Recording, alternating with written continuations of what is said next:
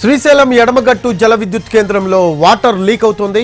1వ unit draft tube 0 floor నుంచి వారం రోజులుగా నీళ్లు కారుతున్నాయి. పంపు మోడ్ టర్బైన్ వేగంగా తిరగడమే కారణమని ప్లాంట్ అధికారులు అంటున్నారు. నీటి లీకేజీని ఆపకపోతే ఫ్లోర్ స్లాబ్ పడిపోయే ప్రమాదం ఉందని చెబుతున్నారు. దీనికి సంబంధించి రిపోర్ట్ తయారు చేస్తూ ఉన్నారు. గత నెల రోజుల నుంచి నాన్ స్టాప్ గా కరెంట్ ఉత్పత్తి అవుతోంది. దాంతో పంపు మోడ్ పద్ధతిలో శ్రీశైలం డ్యాంలోకి నీటిని మళ్లిస్తున్నారు. దానికి సంబంధించిన టర్బైన్స్ స్పీడ్గా తిరగడంతో వాటర్ లీక్ అవుతోందని చెబుతున్నారు.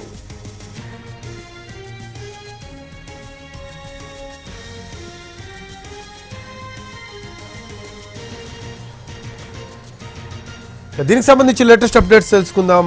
మా కరెస్పాండెంట్ పాషా ఫోన్ లైన్లో అందుబాటులో ఉన్నారు. పాషా, శ్రీశైలం ఎడమగట్టు జల విద్యుత్ కేంద్రంలో వాటర్ లీక్ అవుతున్నట్టు తెలుస్తుంది. దానికి సంబంధించిన దృశ్యాలు కూడా ఎన్టీవీ స్క్రీన్ పై చూస్తూ ఉన్నాము.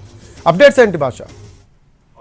రఫీ, శ్రీశైలం ఎడమగట్టు జల విద్యుత్ కేంద్రంలో గడిచిన వారం రోజులుగా 0 ఫ్లోర్ లో నీరు లీక్ అవుతున్నట్లుగా తెలుస్తోంది. 1వ యూనిట్ డ్రాఫ్ట్ ట్యూబ్ 0 ఫ్లోర్ అని చెప్పేసి దీన్ని పిలుస్తారు. ఇక్కడ ఆ ఫ్లోర్ నుంచి దారాలుగా గడిచిన వారం రోజులుగా నీరు లీక్ అవుతున్నట్లుగా తెలుస్తా ఉంది. అయితే దీనికి సంబంధించి ఎప్పుడైతే నీటి దారులు వస్తున్నాయని అధికారులు గమనించారో వెంటనే అక్కడ ఒక సీసీ కెమెరా ఏర్పాటు చేసి అసలు ఎంతసేపు నీటి దారులు వస్తున్నాయి, ఎంత మేర నీరు లీక్ అవుతుందని చెప్పేసి అధికారులు ఒక క్లారిటీకి వచ్చారు. గడిచిన వారం రోజులుగా నిరంతరాయంగా నీరు లీక్ అవుతున్నట్లుగా స్పష్టమవుతుంది. నీటిని అరికట్టకపోతే ఫ్లోర్ స్లాబ్ పడిపోయే ప్రమాదం ఉందని చెప్పేసి నిపుణులు చెప్తున్నారు. గడిచిన నెల రోజుల నుంచి నిరంతరాయంగా విద్యుత్ ఉత్పాదన కొనసాగటము, అదే పంపు మోడ్ లో రివర్స్ టర్బైన్స్ వేగంగా తిరిగి శ్రీశైలం జలాశయంలోకి నీరు తోడిపోస్తుండటంతో ఆ టర్బైన్ల వేగానికి ఫ్లోర్ నుంచి నీరు లీక్ అవుతున్నట్లుగా ఒక ప్రాథమికంగా అంచనాకు వచ్చారు. దీనికి సంబంధించి